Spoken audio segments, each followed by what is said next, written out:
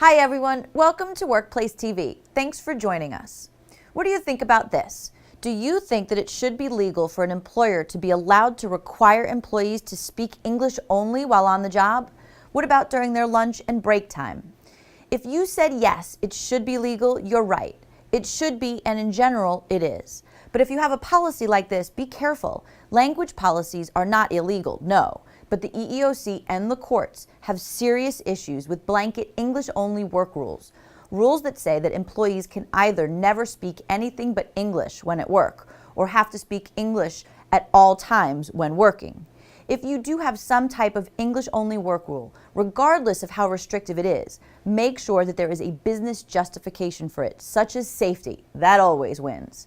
And make sure that it is not used to target specific workers, such as what happened in this case. The case that I'm about to highlight for you is a recent case that cost the employer at a minimum $975,000.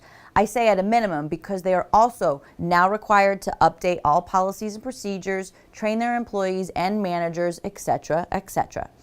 Okay, so get this. According to the EEOC, since 2006, approximately 70 Filipino American hospital workers, mostly nursing staff, were subjected to ongoing harassment and discrimination based on their national origin. And in this case, it for sure came from the top. Apparently in 2006, the CEO and hospital management called in all of the Filipino American employees, and only the Filipino American employees, to inform them of the consequences of not complying with the hospital's English-only policy. The policy required employees to speak in English except when speaking to a patient with other language needs or during break time. Sounds okay, right? Well, keep listening. Starting with, the employees were informed at this meeting that surveillance cameras were installed to monitor their conversations. Surprise, surprise, the employees claimed that a hostile environment stemmed from that meeting. The employees claimed that they were the targets of harassing comments, undue scrutiny, and discipline, particularly when speaking with a Filipino accent or a Filipino language like Tagalog.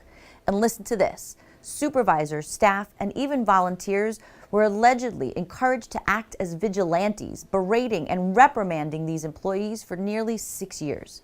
Staff made fun of their accents and ordered them to speak English even when they were already speaking English. Some were told that they would be arrested if they didn't speak English, or simply to go back to the Philippines. There's more that I could share, but I believe you get the picture. Ugly.